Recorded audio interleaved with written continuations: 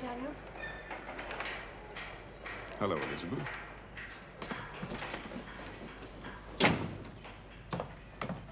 This is my son, William. William, this is your Uncle Daniel. How do you do, sir? A chip off the old block, eh, Elizabeth?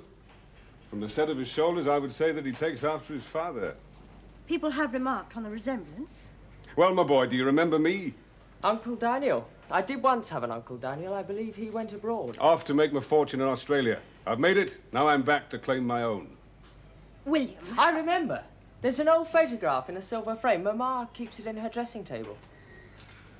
You wore a beard and held an old-fashioned stovepipe hat. You stood very straight and stiff. It was a long time ago. Yes, I imagine so, for you are obviously much, much older now. And so are you, my boy. Now then, off with you. Your mother and I have matters of business to discuss. Yes, sir. I trust I may shortly have the pleasure of renewing our acquaintance. You can bet your boots on it. Boots? Oh, yes, sir. Goodbye, Mamma. Uncle Daniel.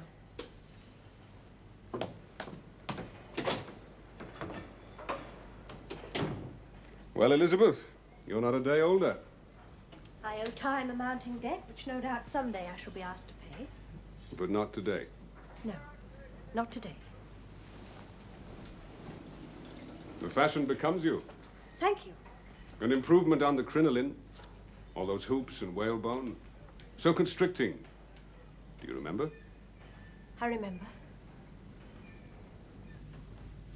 Mrs. Gibson, what sort of offal do you call this? Steak and kidney pie.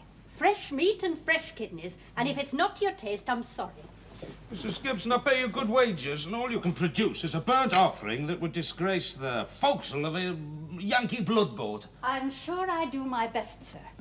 But if I may say so, I've put up with nothing but carping criticism this past week, ever since Miss Gaunt left. Perhaps it would be better if I were to tender my notice. Oh, don't be such a fool, and see who that is, will you? Yes, sir. Oh, and see this catches the afternoon post, will you? Yes, sir.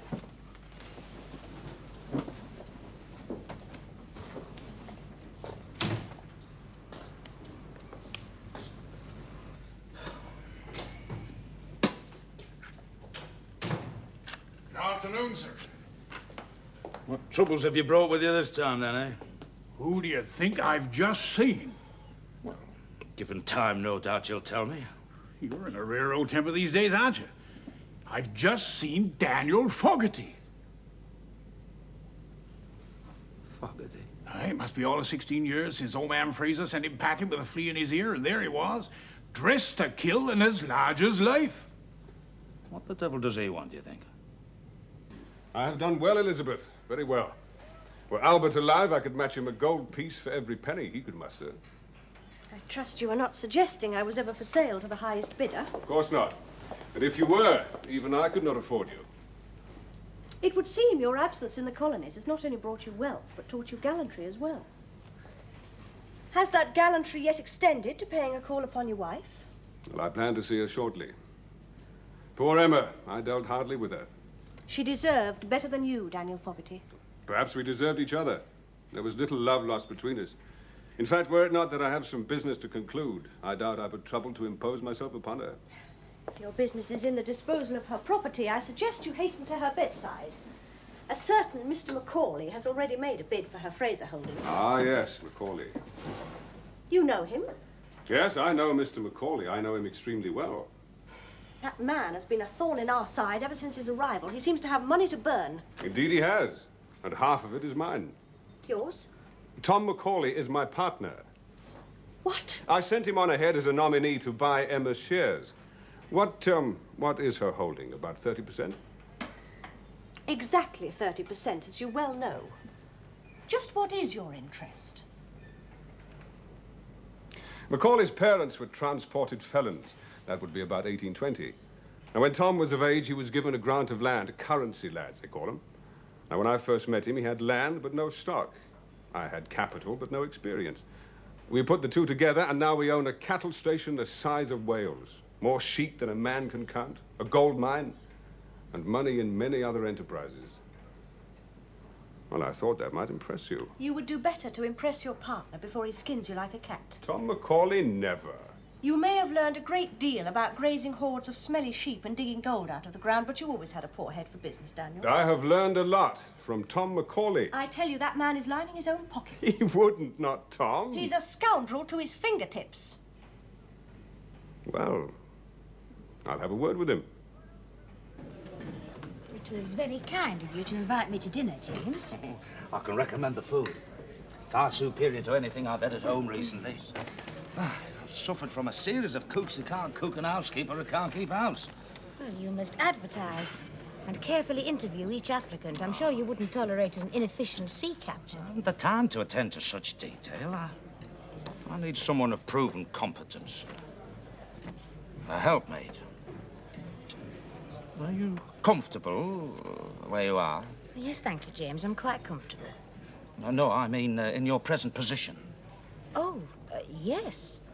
Sir Charles is a most considerate employer, and the children are little angels and never a cross word. I've got my own private sitting room, and I'm waited on hand and foot. Well, now, I can recommend the soup. I think we should start with that. Yes, the oxtail. Oxtail soup, sir? I'm content to be guided by you. Right. Oh, I see, they have some venison pasty. Do you like venison, Letty? Oh, yes, indeed. Sir Charles often has a whole haunch of venison. Ah, I see. We'll have the steak and kidney pie. And your best burgundy, the 75, I suggest. Very good, sir. Cool.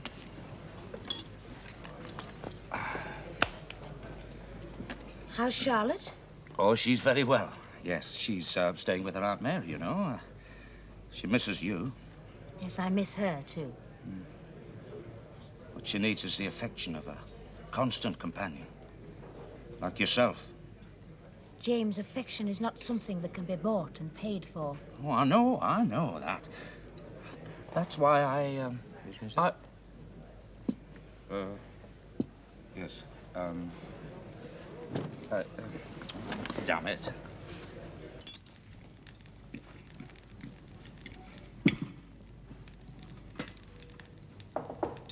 See who that is?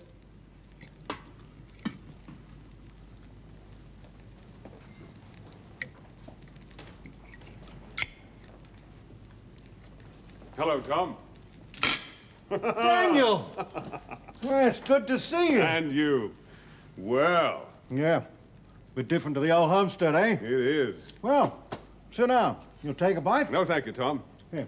Clear this mess away and fetch us a bottle of your best red. Well, fancy you living here. This used to be quite an exclusive hotel. Well, the only thing exclusive in this world is money. I thought I taught you that. Oh, you taught me many things. And one of them was that partners should trust one another. Go on.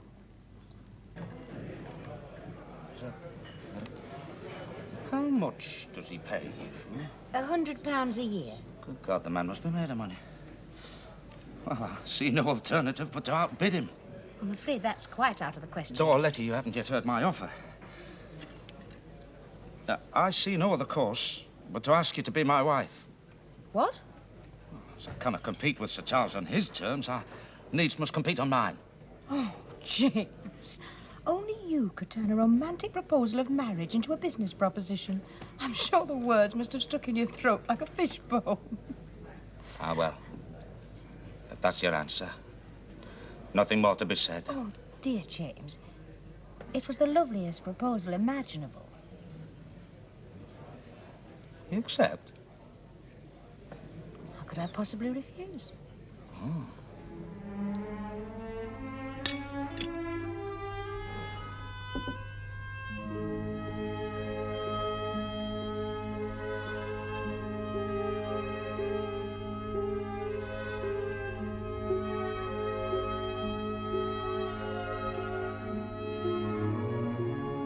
Now, from the short time I've been in Liverpool, I've come to realize that you're not the best liked of men. Well, who the devil needs to be liked? You seem to have gone out of your way to create enemies. Listen, I don't give a damn what this toffee-nosed bunch think. We've got money. And they jump when we say jump, and that suits me fine. You seen your wife yet? Not yet. I called on her the other day. How was she? We had a real nice talk, but it didn't get anywhere. She wouldn't sell. So I went back there this morning. Well, what happened? They wouldn't let me see her. She's dying.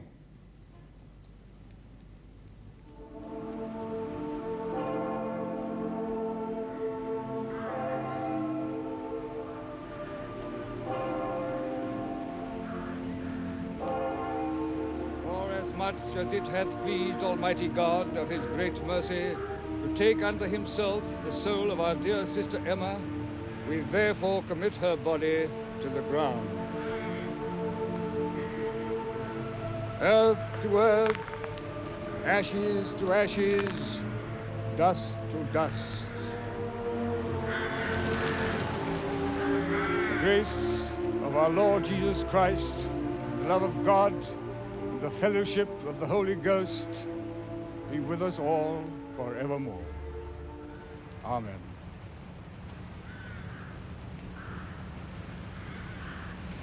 Thank you.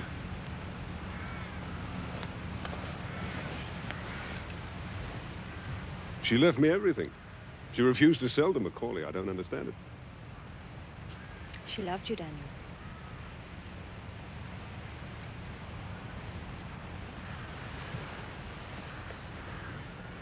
Those two'll bear watching. Well, you know Fogarty gets everything. Did you hear? After the way he treated poor Emma. No accounting for folly. Emma's shares would seem to make me a partner. You are merely a shareholder, Daniel. For the time being. What of the boy? He'll come into Fraser's. He shows quite a talent for engineering. Mama? He takes after Aunt.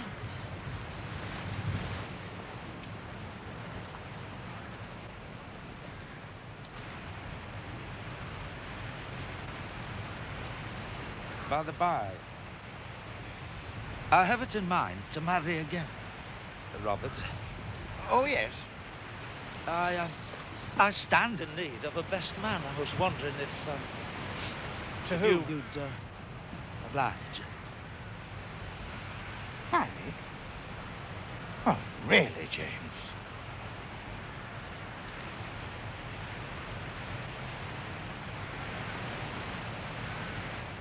So, Macauley and Fogarty are partners. Yes. Now, those two could press us hard. And I think of a mind to do. But Elizabeth's in the greatest danger. Now, Fogarty owns 30% of Fraser's. Macauley, £100,000 worth of debentures. Well, I don't see what Elizabeth can do to alter that. I can fight, Robert. But how? And with what? It would seem that the pair of them have the Midas touch. Takes more than money to run a shipping business. James, are you suggesting we band together? Just that. Oh, no. One partnership's quite enough. That lost me my house. I dread to think what another one would cost me. Look, Robert, you stand with us and you'll acquire another house. Get further amiss with Fogarty and Macauley and you'll probably lose the shop as well. Possibly. Now, look, we need to separate those two. Get them to fight each other instead of us. Break up that partnership. But how? Well, young Elizabeth once had a partiality for young Daniel. She could always marry him. Well, it'd be a good business move. James, you really are beyond the pale. No, wait, Elizabeth, wait. James is right. You could twist dear Daniel round your little finger. Oh, so it's dear Daniel now, is it? Well, you did once show him favour, Elizabeth. Young William is living testimony to that. If you married Fogarty, he'd be family. I think it's a very good idea, James. Can we please be serious? Now, look, what are their ambitions? Fogarty left England a failure. Now wants to be acclaimed to success. Macauley wants to cut a figure as a country gentleman. Now, on his own, Fogarty's got the brains of a hen, and Macauley, well, he's a fish out of water. Don't underrate Daniel Fogarty, James. He's learned to profit from his past mistakes. Elizabeth might be right there. And if she is, what do we do? Well, I think I have just the answer.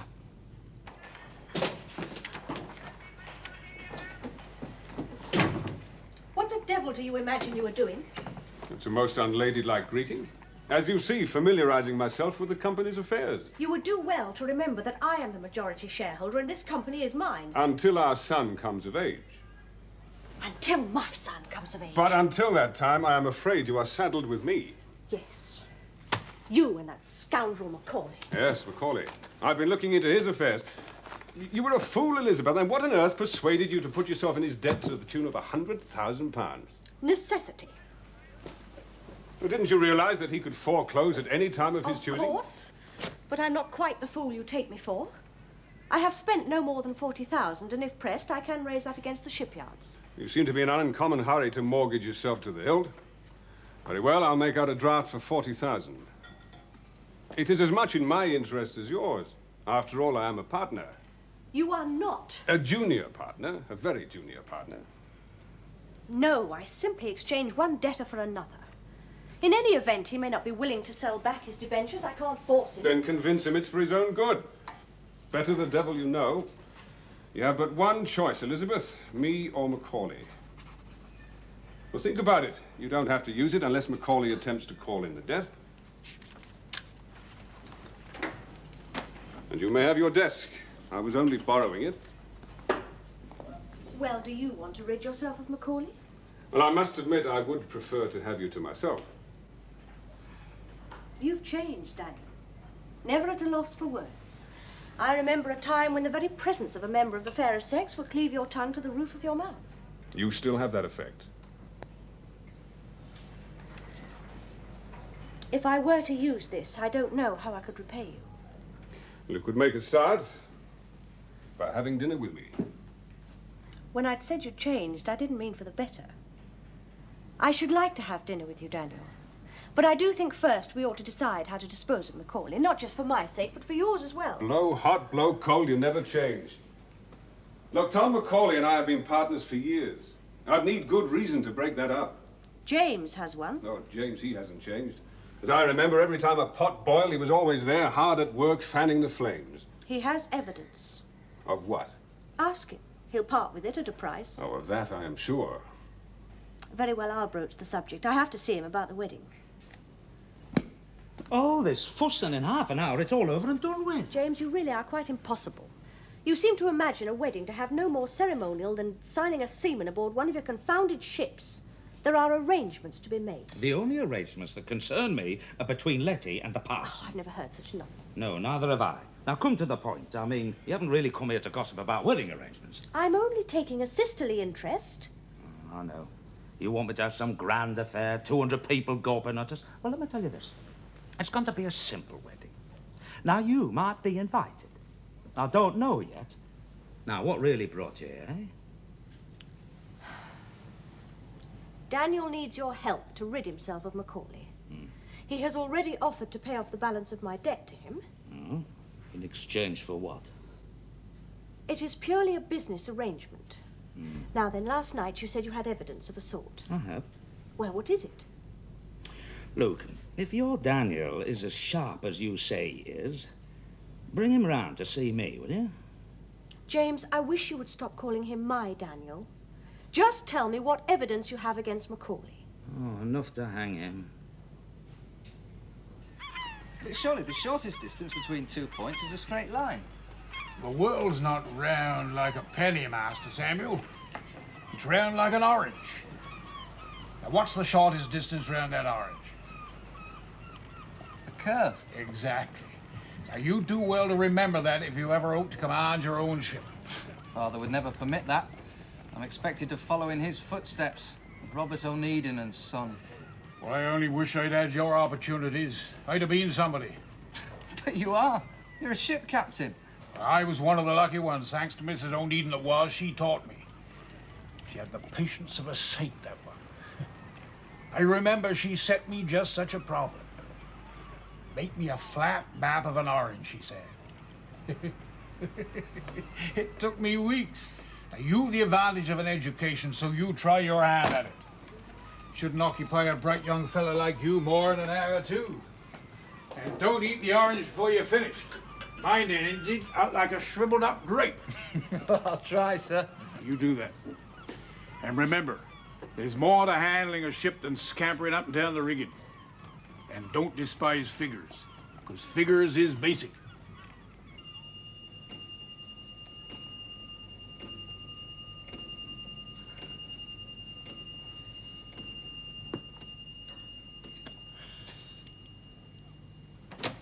Mr. Fogarty, sir. Well, James? My, you are a dandy. You'll never compete with Albert, you know. Still the same old James, always seeking the advantage, with the same vile taste in cigars. Try one of these. The tobacco's grown on one of my South African estates. I'd sell out if I was you. No profit to be made in these. I can well afford the indulgence. Only a fool runs a business at a loss. You haven't changed, have you, Daniel? All right, let's get down to business. Certainly. Now, I've been given to understand that you claim to have some kind of evidence that could be used against my partner, Mr. Macauley. Been chatting to Elizabeth, have you? No hope there, you know. She has a will of her own. Have you or haven't you? Evidence? So high. Enough to hang him. Was it documented? Oh, it carries conviction.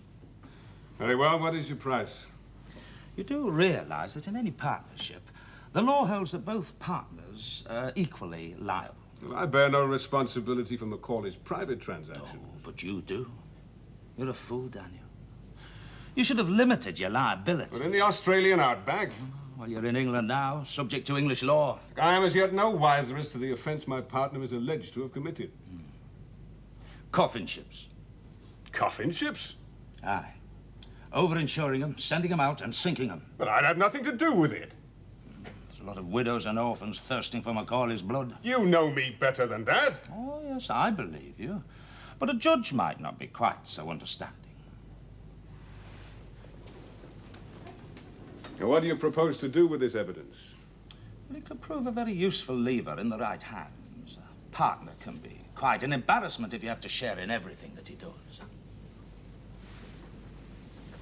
How much? I'll take £10,000. Oh, and the management of the Robert and Eaton shares. 5, and no more. I've learned a thing or two. Very well. 5,000. There's a statement signed by Able Seaman Kerr and witnessed. Anything else? Yes, some advice. Your partner's a rogue. He'll hang. Get rid of him. Buy him out if necessary. I couldn't afford it. Well, better still persuade him to buy you out. He's avaricious. He'll buy. Dealing with you, Anedin, is like dealing with a boa constrictor. Can I keep this? Oh, of course. It's only a copy.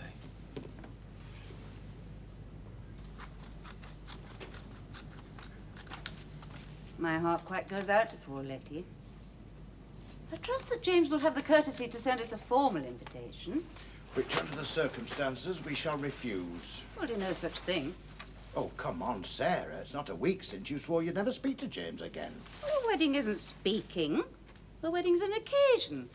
Besides, we are family. Women. Well, it'll be a poor do, I can tell you. If James has anything to do with it, they'll be toasting the couple in cocoa. You know, he asked me to be his best man, didn't you? Well, you accepted, I trust. No. I said I'd think about it. Robert, have you no sense of social obligation? It's our bounden duty to stand by them. Of course you must stand as groomsman. It would be unthinkable to permit a stranger. Besides, I wouldn't put it past James to ask Captain Baines. Putting up pieces of paper at your age, lad? I'm trying to make a map. A map? Of what? An orange. Have you taken leave of your senses? The finest education that money can buy, and you spend your time making maps of oranges. No, the orange represents the world, Father. An orange is a saleable commodity, nothing more, nothing less. Well, Captain Baines set me a problem. I think a good dose of hard work is what you need, my lad. Of course. All you need to do is project the globe of the world onto a cylinder, unroll it, and you have a Mercator projection. Well, it's simple, really. Don't get too caught up with the problems of the sea, dear. That's not where your future lies. I think a veil of Honiton lace, a gown of white satin, and 4 bouquets for the bridesmaids. Make a note of that, Charlotte. 4 bouquets. Bridesmaids? Well, we had wanted a quiet wedding. Exactly. Now, look, in my opinion, Nobody's sister, the whole canvassing thing... your opinion, James. It's nothing to do with you. You're just the groom. I'll foot the bill, though. Oh, don't- James, really. Now, where were we? Guests. Guests. How many do we have now? 42. 42? Well, who have we left out? Father, can I invite Polly Summers and Betsy Aldroyd? Well, I see no reason why not, if they're of good families, and write their parents' names down as well. Oh, aye. And their relatives, and their friends, and their pets. Huh. I should need to sell a ship to pay for this lot. Isn't that typical of James? Well, it was to have been a quiet affair.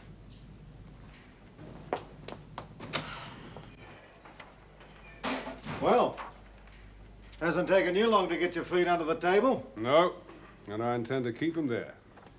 Well, why not? You know, there were times in the outback when I'd have sold my soul for a bottle of this. You sold that long ago. Hello? Someone been scratching your back? Come on, out with it. You were born a currency lad. You can't shake it off. What are you on about? You've been lambing me down, Tom. No, on my oath I ain't. I've been straight with you, Dan boy. As straight as a dog's hind leg. Are you trying to rile me? I sent you over here to buy in for me. So I would have done, excepting your missus croaks and saves me the trouble. Have you got a share, so what are you bleeding about? The Fraser debentures. Ah, now that's a different matter. Now that's sauce for the gander, Daniel. My pockets are as well lined as yours. And lending money to Robert O'Needin? Who told you to do that? Told? Told? Listen, you don't tell me to do anything. What I do with my own money is none of your business. Reckon I might even buy myself a country estate. 1,000 or so acres. Big house with turrets and battlements. Couple of dozen servants in my own livery. What do you think to that, eh? Not here, Tom. I'm packing you off back to Australia. You're packing me off. Oh, that's rich, that is. Listen, I'll crow on this midden or nowhere. You'll crow on the gallows. What? You heard me. For partner, I've been with you in many things, but not murder. You better choose your words more carefully. Coffin ships. I took a gamble. You took no gamble. You made sure they went to the bottom. Ah, ships go to the bottom every day. You paid to have them scuppered. Good men lost their lives. Men I might have sailed with. Old mates with wives and children left behind. Ah, you're going soft, Dan. It's them toffee-nosed silvertails that's got at you. Or maybe it's that golden-haired dolly mop, She been keeping you warm at nights? Oh, you hold your foul tongue or I'll stuff it down your throat. Now, don't you come the heavy style with me, matey. Or we'll be breaking up some furniture, you and me. Oh, no. Rocks is all you'll be breaking. Not without proof, I won't.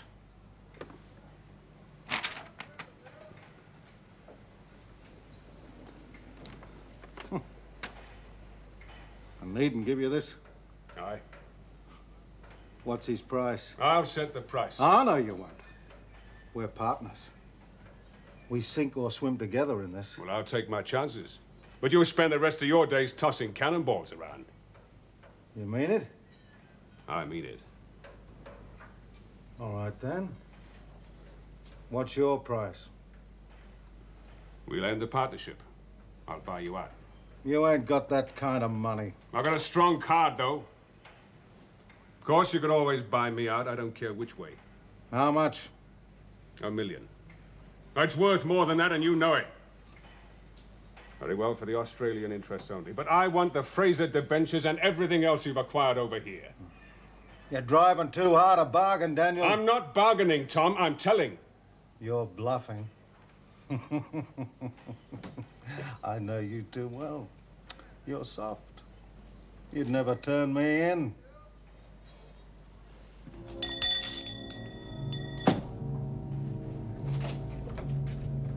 Fetch a constable. I wish to lay an information. By the holy sailors. You mean it? Goodbye, Tom.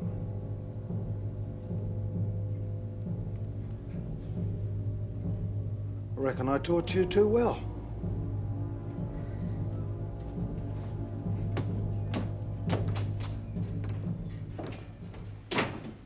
We had planned a quiet wedding. I know that's James's wish. If James had his way, you'd find yourself being married by Captain Baines aboard one of his rowing boats. You hold out for the best that money can buy. But I don't want the best. Just leave everything to us. I think the waist could be a little tight. Oh, no, I can hardly breathe. As it is, I shall swoon. Brides are expected to swoon on their wedding day. And we shall come well supplied with smelling salts. Oh, it's James that will need those when he realises the expense. I trust Robert can be relied upon to drag him to the church on time. You have persuaded him. Robert has unavoidable business commitments abroad. Oh? Yes, he's taking ship for New York. As you know, Robert has always had an eye to the future, and having heard so much about this new American system of departmental shopping, he's decided to go and have a look for himself. He could go after the wedding. Oh, my thoughts precisely. But you know what a determined man Robert is, and once he's made up his mind to something, nothing will sway him. In other words, James is still out of favour. Is he travelling by Fraser steamer? Of course not. He's travelling with Captain Baines aboard one of our own ships, the Orpheus. That will be a treat for Captain Baines. Tighter! Oh.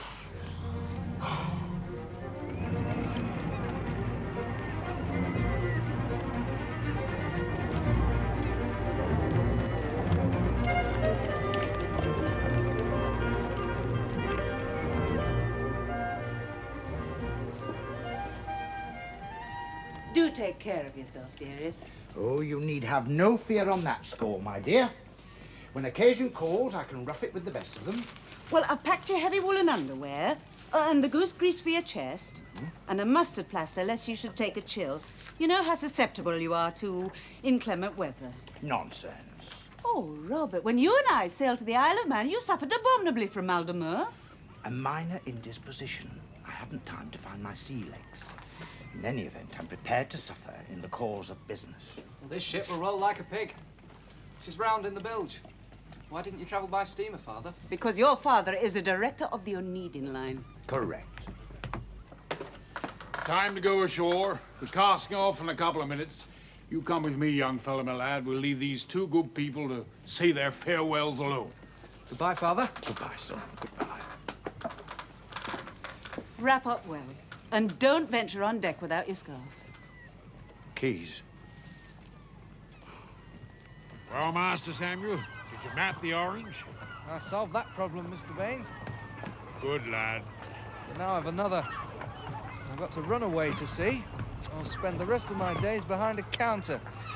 Well, that's up to you. I only wish it were.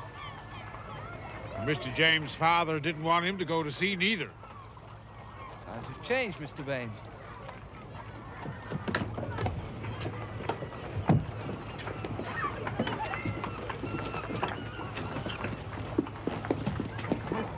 You have a hand ashore. Goodbye, Captain Baines. Bye, Mum. There we go. Have a good voyage, Captain. Why, thank you, lad. Goodbye, Father. So.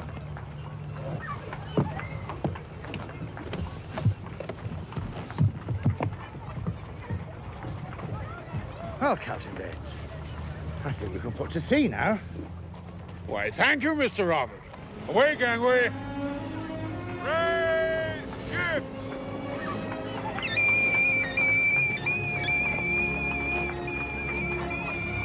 And by to break our topsail!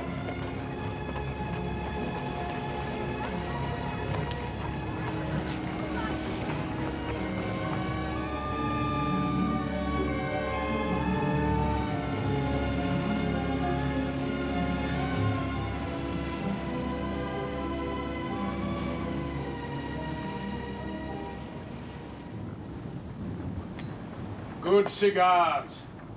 I really do relish the occasional cigar. Yes, well, I only brought one box to last the whole voyage. It'll see us through. Accommodation satisfactory?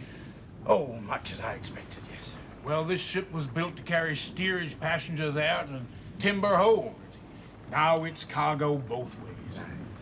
But most folks now, of course, travel by steamer.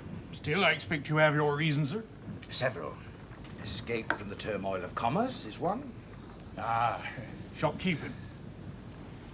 I regard this voyage, Captain Baines, as a quiet interlude between business commitments. A man needs to relax once in a while, you know. Captain Baines, you know the city of New York very well, I understand. Like the back of my hands, sir. Yes, it's a lively place, isn't it? There's life aplenty. There's no denying that. Yes. Places of entertainment, I don't doubt. Well, it depends what you have in mind. I mean, there's theaters, dance halls, free and easy. No. What I had in mind was a discreet, quiet restaurant where a man like myself could relax over a good dinner, a bottle of wine, and I know just the place, sir. Nothing untoward, you understand? Oh, no. No. Let me refill your glass. Now. It's a pity I should be away when Captain O'Needon gets married. I'd like to have seen that.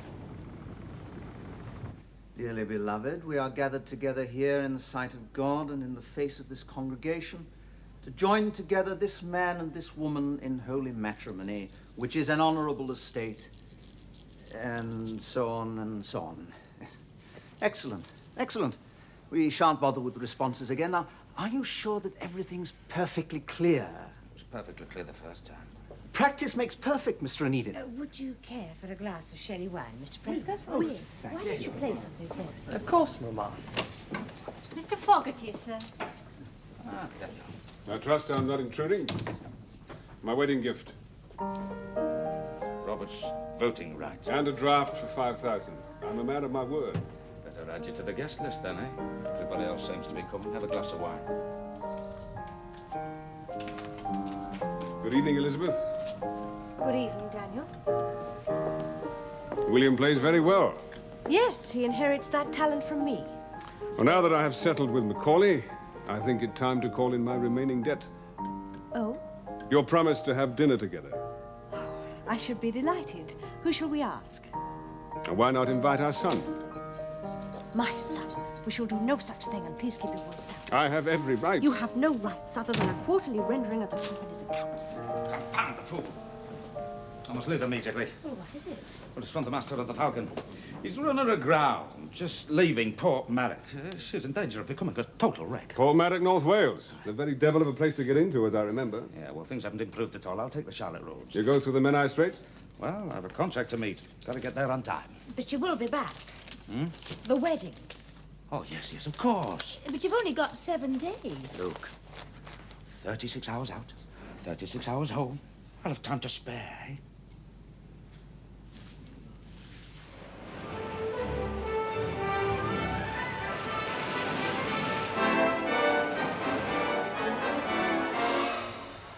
That's right. Stand by to drop the anchor and lower the boat. Song O'Needon. A James O'Needon ar ei bwrdd. Hei! Dyn yma! Dos yn ôl yn het anghodi.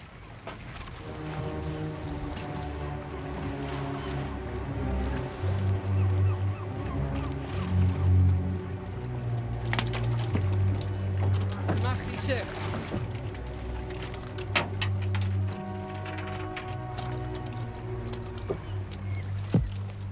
Voorachtig.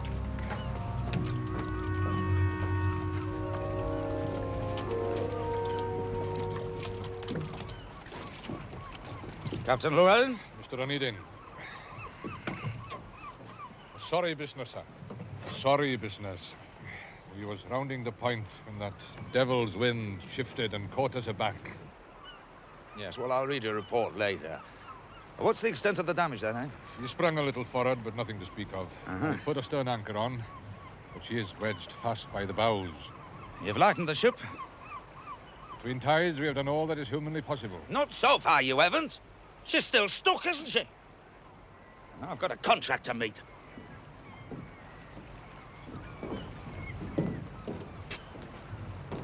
I want you to transfer every article of cargo onto the Charlotte roads, and you and your crew can sail on to Bremen. Thank you, sir.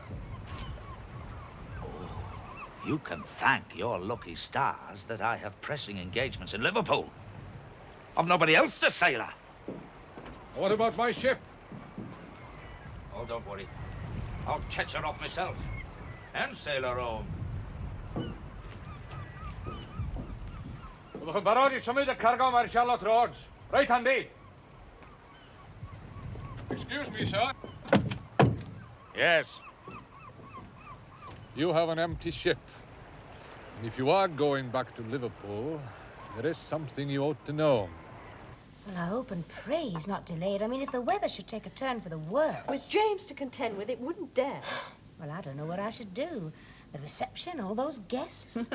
I'll never forget Robert marching down the aisle. His boots squeaked so dreadfully. Albert and I, you know, eloped to Gretna Green. There was such a to-do. Well, I should think so. After all, you were promised to Daniel. I wasn't. No vows were exchanged. But now he's returned and a success, so I wouldn't be surprised to hear wedding bells again. Well, if you do, Sarah, your hearing will be sharper than mine. He has been away 5 full days. Don't worry, Letty. James is never late for an appointment. $10 a head. I wouldn't pay $10 for crimp men. I want prime seamen.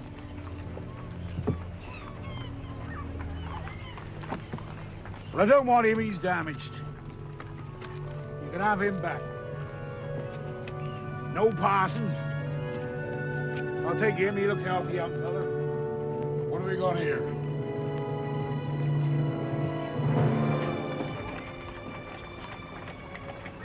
Mr. Robert. Here, get that down. The devil's handiwork needs devil's medicine. It's a wicked town, New York, and the crimps aren't too particular. I don't understand it, Captain Baines. You was crimped and shanghaied, you see. I just merely passed a civil word with a young lady. In a bar downtown? Well, yes. And what happened? Well, I completed my business engagements for the day. I was taking a stroll to see the sights. I called in to a pleasant-seeming tavern. I took a glass of brandy, with water, mind you. And by chance, by purest chance, I fell into conversation with a quite presentable young woman. Who invited you to her apartment? Certainly not. First of all, she guided me to what she assured me was a select restaurant. I must confess that it wasn't exactly the sort of establishment that a man like myself would normally patronize. But the Americans being notoriously uncouth. Well, on the east side they are. There was an entertainment of sorts. I must say it was in dubious taste. However, we dined quite comfortably. And we exchanged civilities. And she took you home? Certainly not. I merely suggested, as propriety demanded, that I be permitted to escort her home to her lodgings. She must have looked upon you as the goose that laid the golden egg. She was kind enough to invite me inside for a nightcap. It was then that someone or other struck me upon the head. Mr. O'Needon, you've been bamboozled, crimped, and shanghaied. You can thank your lucky stars that we were short-handed and in the market. Otherwise, you'd have woken up aboard a Yankee bloodboat bearing round the horn. I've been robbed. They've taken every penny. Well, now, it's most misfortunate, because you owe $10. I what? That's the going rate. $10 the crimps charge. Are you suggesting that I pay you $10 for the dubious privilege of being shanghaied aboard one of our own ships? Well, I can't afford it, and how else can we explain it to Mr. James? I mean, he keeps a sharp eye on them accounts. To hell with Mr. Oh, Mr. James. He need never know. Oh, not if you pay up, you don't. I don't have $10. That's all right, sir. You can sign for it. Here, put your mark there. And now, sir, are you still going to go ashore? Well, of course. I still have business appointments to make here. Well, you best be ashore now, because we're casting off shortly. don't have the money. The wretch took every penny. Well, that's all right, sir. I can let you have a couple of $100. Just sign your name again. Oh, no. Postpone wedding. Detained 2 days, return Thursday without fail. Isn't that typical of James? Oh, something dreadful must have happened to have made him postpone the wedding. Well, perhaps something's happened to the ship. He might be injured.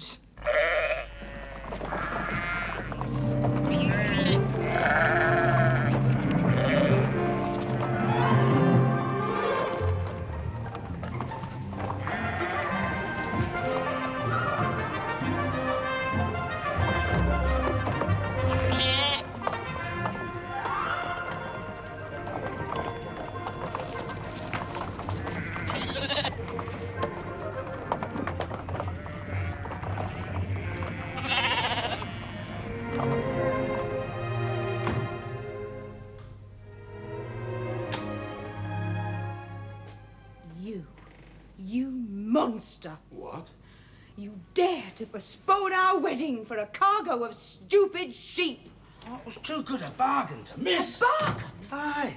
Mutton's fetching a fortune in Liverpool at the moment, and these were going a begging. Oh, James, how could you? Look, they'd just come down from this mountain. Now, there was no fodder for them, no ship at the quayside. James, you promised! If I'd waited another week, somebody else would have snapped them All up. those invitations! Well, I don't know why you're so upset. Hey, we can get married in a couple of days' time. No. No. Yes, you'll see. Luke, you wanted a quiet wedding. Well, a quiet wedding you shall have. Oh, never. Never. Letty. You heard what I said. Now you go and marry one of your damn sheep.